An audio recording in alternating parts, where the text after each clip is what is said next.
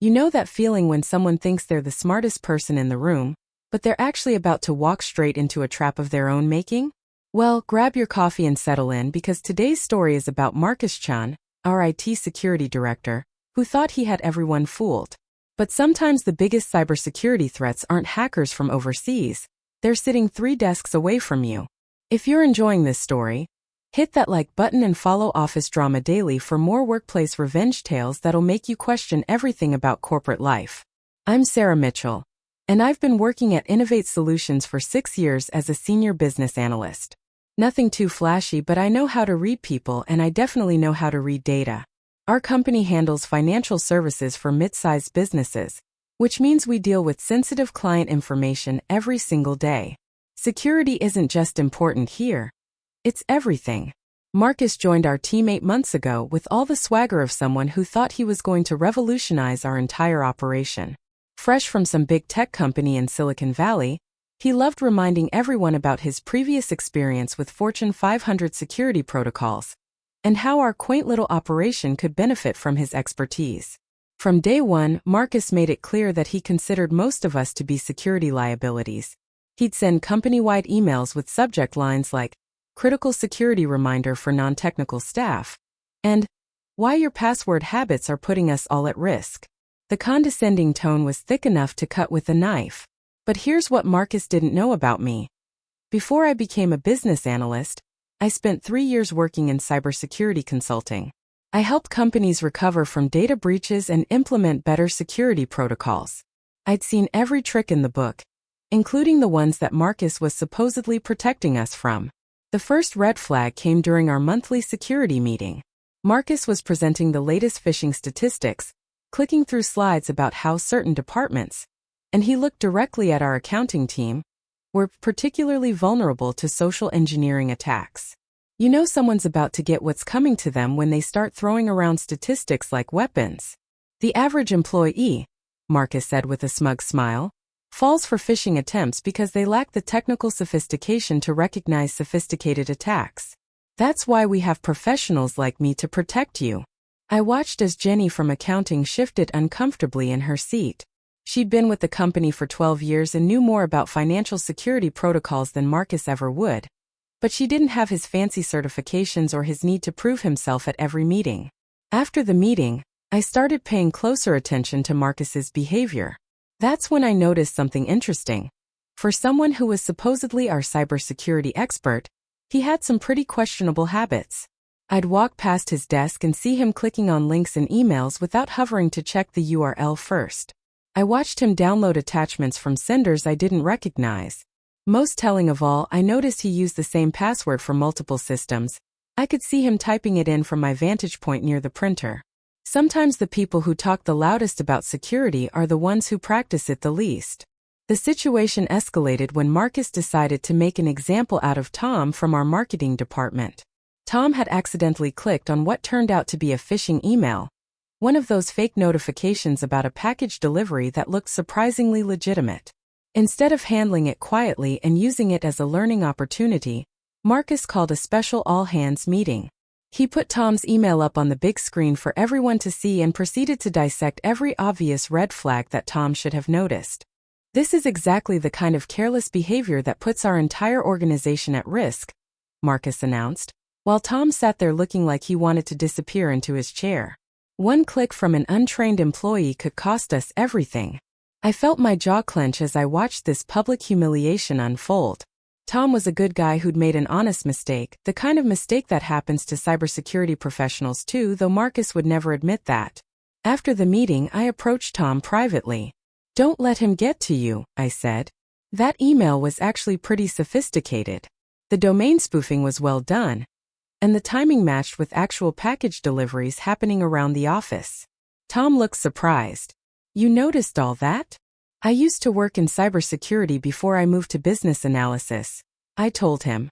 "Trust me, I've seen experienced IT professionals fall for less convincing attempts than that one." That conversation got me thinking. Marcus was so focused on proving his superiority that he'd stopped following basic security protocols himself.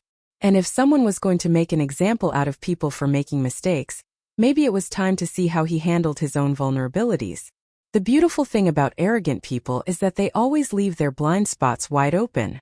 Over the next few weeks, I started documenting Marcus's security lapses. I kept a detailed log of every questionable practice I observed, every protocol he violated, and every system he accessed inappropriately. I wasn't planning anything specific yet. I was just gathering information. The breaking point came when Marcus decided to implement his security accountability program. This was essentially a three-strike system where employees who made any kind of security mistake would face escalating consequences, starting with mandatory retraining and ending with termination. We need to take a zero-tolerance approach, Marcus announced in the implementation email. Every security breach, no matter how minor, represents a failure of personal responsibility. Going forward, we'll be tracking every incident and holding people accountable for their carelessness. I stared at that email for a long time. Marcus was essentially creating a system where he could fire anyone who made a single mistake, while he continued to violate security protocols daily without any oversight. That's when I remembered something from my cybersecurity days. The most effective social engineering attacks don't come from strangers. They come from people who already have access to your systems and know exactly how to exploit them. Sometimes the best way to catch a predator is to use their own trap against them. I spent the weekend crafting the perfect phishing email. Not to actually steal any data or cause harm, but to expose Marcus's own vulnerabilities in the most poetic way possible. I created a fake email that appeared to come from our CEO, asking Marcus to urgently review some confidential security assessment documents that were attached to the message. The email was good, professional formatting, correct company signatures, and a sense of urgency that would make anyone want to click immediately. But it also contained several red flags that any security professional should have spotted. A slightly misspelled domain name, an urgent request for immediate action, and an attachment from an unverified source. Monday morning, I sent the email to Marcus's personal account using a temporary email service that couldn't be traced back to me. Then I waited. It took exactly 17 minutes for Marcus to take the bait. I watched from my desk as he opened the email, clicked on the attachment, and entered his credentials into what he thought was a secure company portal. The irony was so perfect I almost felt bad about what was going to happen next. Almost. Of course, the fake portal I'd created didn't actually capture his credentials. I'm not a criminal. But it did log his IP address, the time of access, and his browser information. More importantly, it triggered an automatic email to our actual CEO, David Harrison, explaining that someone had just attempted to access confidential documents using potentially compromised credentials. Within an hour, David was calling an emergency security meeting. Marcus walked into the conference room with his usual confident stride, probably expecting to lead another lecture about employee security practices. "We've had a security incident," David announced. "Someone attempted to access confidential documents using what appears to be a compromised account. Marcus, I need you to investigate this immediately." I watched Marcus's face as David explained the situation. There was a flicker of something recognition maybe or the first hint of concern, but his arrogance was still intact. "Of course," Marcus said smoothly. "I'll run a full forensic analysis. These kinds of attacks are exactly why we need stronger accountability measures." Over the next few days, Marcus threw himself into investigating the security breach. He ran network scans, analyzed log files, and even brought in an external cybersecurity consultant to help trace the attack. I had to admire his thoroughness, even as I watched him dig his own grave deeper with every passing hour. There's something almost beautiful about watching someone use their own expertise to expose their own failures. The consultant's report was damning, not because of my harmless phishing test, but because of everything else they found while investigating Marcus's systems. The same password used across multiple critical systems, unauthorized software installations, personal files stored on company servers, email forwarding rules that sent sensitive company information to his personal account. Every security violation I've been documenting for weeks was now part of an official investigation report.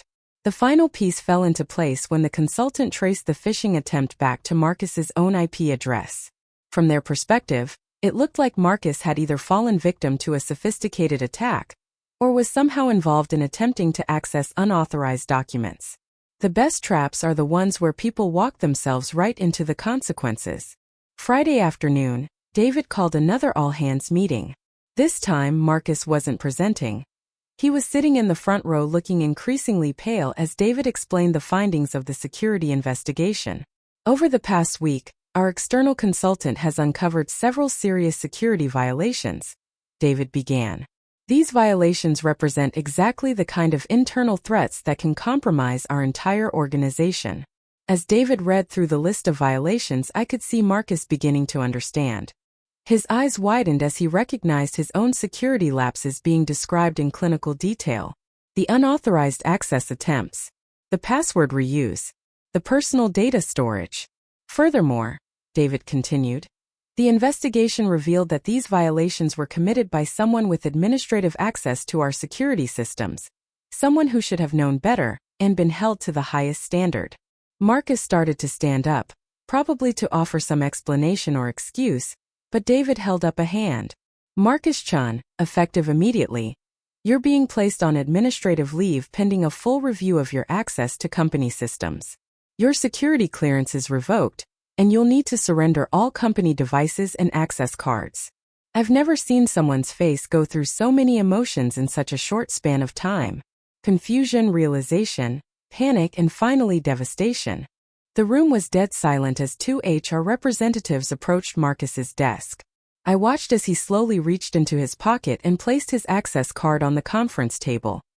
His hands were shaking slightly as he powered down his laptop and handed it over.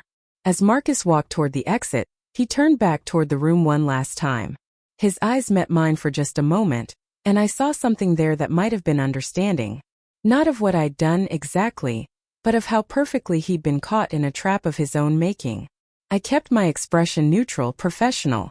Just another employee watching a colleague face the consequences of their own actions. David's voice cut through the silence. Let this be a reminder that security protocols apply to everyone, regardless of their position or expertise. We're only as strong as our weakest link. Marcus pushed through the glass doors of our office building and disappeared into the afternoon crowd. I never saw him again. That's the thing about people who build their careers on pointing out other people's mistakes. Eventually, someone's going to point out theirs. If you enjoyed watching Marcus get exactly what he deserved, make sure to follow Office Drama Daily and check out the rest of our videos. Sometimes the best revenge isn't getting mad. It's getting even using their own rules against them.